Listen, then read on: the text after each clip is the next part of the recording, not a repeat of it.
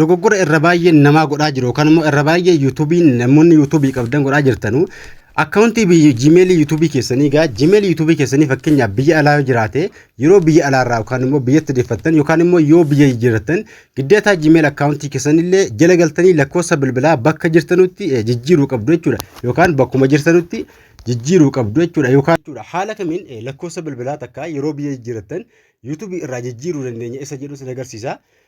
YouTube irraa yeroo biyya jiraatanu akkaawuntii keessa yoo nama bira jiraate lakkoofsa bilbilaa irraa jijjiiruu qabdu sin jecha haala kamiin akka itti jijjiiruun isa waliin laallaa na waliin tura. Assalaamu alaykum wa rahmatullahi wa barakatuhu. Ashama akkam jirtu hordoftoota channel YouTube Abduu Oroo jala jirtanu barnoota haalaan barbaachisaa ta'ee fi hundi keessan kan itti fayyadamuu qabdan takka isin qabadhee dhufe akkaataa Gmail irraa lakkoofsa bilbilaa yeroo biyya jijjiiratanu YouTube irraa lakkoofsa bilbilaa haala itti jijjiiruun deessan Gmail YouTube irraa lakkoofsa bilbilaa haala kamiin yeroo biyya jijjiiratanu biyya yeroo jijjiirtan lakkoofsa bilbilaa YouTube irraa haala kamiin akka jijjiiruu dandeessanuuf akkasuma two-step verification haala kamiin akka isin on gochuu dandeessu sin agarsiisa. Yeroo biyya jijjiirtan Gmail irraas biyya yookaan immoo lakkoofsa bilbilaa keessanii biyya jirtan irratti save gochuu qabdu sin jedha dogoggora kana gochuu hin qabdanu biyya takka egaa jijjiirattanii Gmail akkaawuntii keessanis biyyuma keessa jirtan irratti save gochuu qabdu yookaan immoo jijjiirachuu qabdu sin jedha. Haala kamiin fakkeenyaaf YouTube irraa bakka biraa yoo jiraate yeroo ofitti fudhattan yookaan nama biraa YouTube fudhattan yookaan immoo biyya jijjiirrattan lakkoofsa bilbilaa YouTube jira haala kamiin akka isin jijjiiruu dandeessan jechuudha. YouTube irraa lakkoofsa bilbilaa sana barbaadan jijjiirtu yookaan immoo biyyuma jirtan keessatti haala kamiin akka save gochuu dandeessan sin agarsiisa. Barnoota haalaan barbaachisaadha. Warri haaraa taatan Abduu Oroo jechuudha channel kan ko jala galuudhaan barnoota an gadhiisa hedduu jira irraa barachuu dandeessu sin jira jala galuudhaan viidiyoo yeroo dhaggeeffattan laayikiin waa xiqqoo isinitti fudhata yookaan immoo isin tursiisu laayikii xiqqoo hin dagatinaa isin jedha gara barnootaa isin oofaa na waliin tura.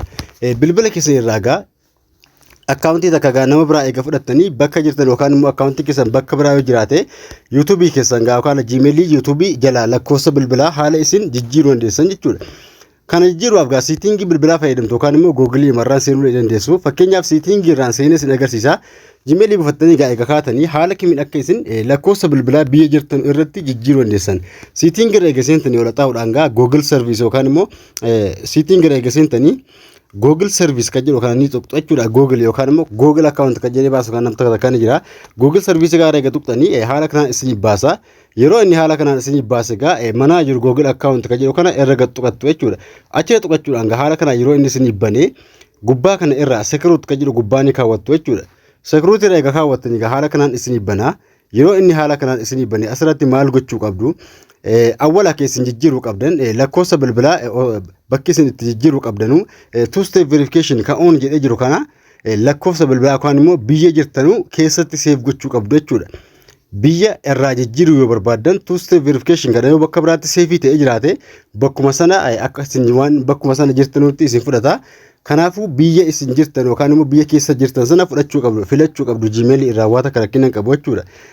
Lakkoofsa bilbilaa irraa jiruudhaaf two-step verification bakka jedha kana haala kanaan on ta'ee jiraachuu qaba. Warri ofii ta'ee jirullee bilbila keessan irraa on godhachuu qabdu sin jira haala kanaan lakkoofsa lama on godhatanii two-step verification kan yeroo on godhanu isin qofatiin seenuu qabdu. Yoo diqqata awwala on ta'ee hin jiraanne two-step verification kan jedhu kun on ta'ee hin jiraanne yoo ta'e jechuudha.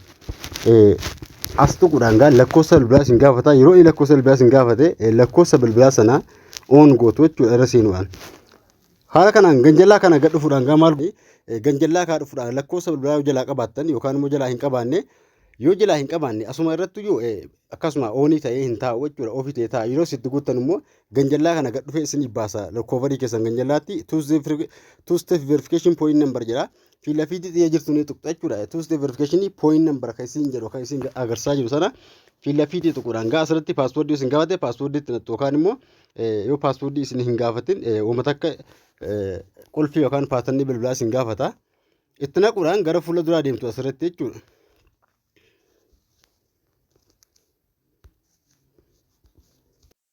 Asirratti lakkoofsa bilbilaa kun kan keessa yoo ta'e asirratti lakkoofsa bilbilaa kana irraa jiru barbaadan dileetii mafiila fiitii kaa tuquudhaan lakkoofsuma irraa balleessitu lakkoofsatti machina taatuna balleessuudhaan two-step verification kana on gootu yookaan immoo off gootu jechuudha. Lakkoofsa sana dileetii egaa gootanii maal isin godha asirratti lakkoofsa bilbilaa sana yoo sirka jiraate yookaan immoo nabra rakkoo jiraate irraa haquudhaan yeroo isin dileetii gootan gaa add point number sin jedhee isinii baasa milikkata achirratti jechuudha. Add point number bakka jedhu kaa tuquudhaan kanaan isinii baasa. Yeroo isin add point number kan jedhu tuqxanii lakkoofsa isin gaafata asirratti lakkoofsa hamma isin irra jiru kanatti naquudhaan biyya keessa filattanu mallattoo xiyyaa kaa tuquudhaan gaa biyya keessa jirtan filachuu qabdu jechuudha. Biyya keessa jirtan filachuu qabdu lakkoofsa bilbilaatii wajjin akka inni walii wajjin deemu jechuudha. Fakkeenyaaf biyyuma keessa jiru naa galchee jira ana isin biyya keessa jirtan filachuudhaan lakkoofsa keessanitti naquudhaan gaa akka verify gootanu akka isin verify gootan waa ganjallaa kanatti maaliin jedhee isin gaafata text message kan jooni filattu lakkoofsa keessatti akka inni message isin ergu jechuudha.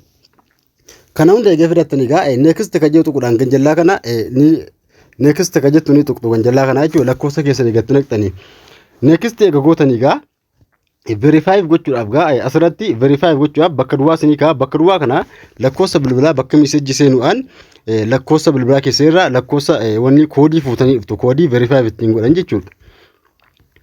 Bukkee kana tuquudhaan keessaa bahuudhaan gaa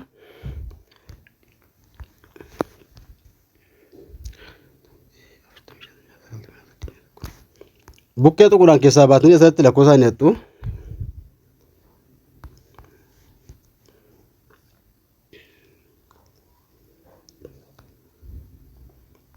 lakkoofsa kanatti naquudhaan gaa verify gootu jechuudha. Asirratti lakkoofsa koodii verification bilbila keessa irraa fuutanii eegetti naqxanii verify gootanii lakkoofsa bilbilaa haala kanaan irraa jijjiirtanii jechuudha. Yookaan immoo two step verification biyya yeroo jijjiirattanu lakkoofsa bilbilaa YouTube irraa jijjiiruu barbaadan haala kanaan irraa jijjiiruu dandeessu.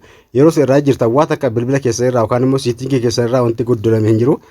Yookaan lakkoofsi mallattoon kun yoo bicaa ta'e taa'u yoo isin biyya jijjiiruu baattan gaa biyyuma keessa jirtanu yookaan immoo biyyuma akkaawunti sun yoo biyya alaa ture akka isin biyya alaa jirtanutti isinii herreegaa jechuudha. Kanaafuu dogoggora kun YouTube irratti warri haaraa fa'i chaanaalii YouTube reebbanataa jirtanu haala kanaan lakkoofsa bilbilaa YouTube irraa jijjiiruu dandeessu isiniin jechaa haala kanaan itti fayyadamuudhaan gaa lakkoofsa bilbilaa verify gootanii keessaa baatu yeroo ni verify isin ta'uudhaaf gaa email irratti beeksisa isinii ergaa Gmail erga seentanii abbaa Gmail kana isin ta'uudhaaf Gmail irratti yookaan immoo notification isinii galaa jechuudha. Haala amma jiru kanaan Gmail isaa irratti notification isinii ergaa isinii jedhee isin gaafata waan ta'eef haala kanaan yoo yeroo barbaadan irra tuquudhaan gaa ana jechuu dandeessu yookaan immoo eeyyee jechuu dandeessu jechuudha. Confirm godhu yoo ta'e isin jedha yookaan irra tuquudhaan confirm gootuu yoo barbaadan kana yoo dhiiftee rakkoo hin qabu isin jechaa haala kanaan YouTube irraa lakkoofsa bilbilaa yeroo biyya jirtanu Gmail keessa yeroo biyya jirtan haala ittiin YouTube irraa lakkoofsa bilbilaa irraa jijjiirtan haala kanaan jijjiiruu dandeessu isiniin jedha. Point numberiin two step verification jedhu kan jallaa jiru sun point numberii waa takka rakkoo hin qabu. Kanaafuu kan isin jijjiiruu qabdan two step verification kan jedhu sana yookaan immoo two step verification kan jedhu sana lakkoofsuma keessan itti guuttu bakkuma hamma jirtan. Haala kanaan biyya itti jijjiiruu dandeessu isiniin jedha. Barnoota har'aa keessaa waan isin galuu jiraatu komentiin barreessaa. Barnoonni har'aa asumatti dhaabbataa gaaffii yoo qabaattan komentiin akka hanga walitti deemnutti nagaan tura.